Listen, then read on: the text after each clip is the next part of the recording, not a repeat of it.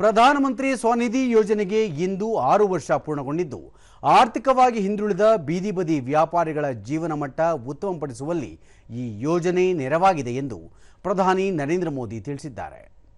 ಅಸಂಖ್ಯಾತ ಬೀದಿ ಬದಿ ವರ್ತಕರಿಗೆ ಅಡಮಾನ ರಹಿತ ಸಾಲ ಸೌಲಭ್ಯ ಒದಗಿಸುವುದು, ಆರ್ಥಿಕ ಒಳಗೊಳ್ಳುವಿಕೆ ಮತ್ತು ಹೊಸ ಅವಕಾಶಗಳನ್ನು ಸೃಷ್ಟಿಸುವಲ್ಲಿ ಈ ಯೋಜನೆ ನೆರವಾಗಿದೆ ಎಂದು ಪ್ರಧಾನಿ ತಮ್ಮ ಸಾಮಾಜಿಕ ಮಾಧ್ಯಮ ಖಾತೆಯಲ್ಲಿ ವಿವರಿಸಿದ್ದಾರೆ. ಈ ಯೋಜನೆ ವಿಶ್ವಾಸಾರ್ಹತೆ, ಸಬಲೀಕರಣ ಮತ್ತು ಗೌರವಯುತ ಬದುಕಿನ ಸಂಕೇತವಾಗಿದೆ. 2020ರಲ್ಲಿ ಯೋಜನೆ ಜಾರಿಯಾಗಿದ್ದು ಈವರೆಗೆ 17,800 ಕೋಟಿ ರೂಪಾಯಿ ಮೌಲ್ಯದ 1,12,00,000 ಸಂಖ್ಯೆಯ ಸಾಲಗಳನ್ನು ವಿತರಿಸಲಾಗಿದೆ.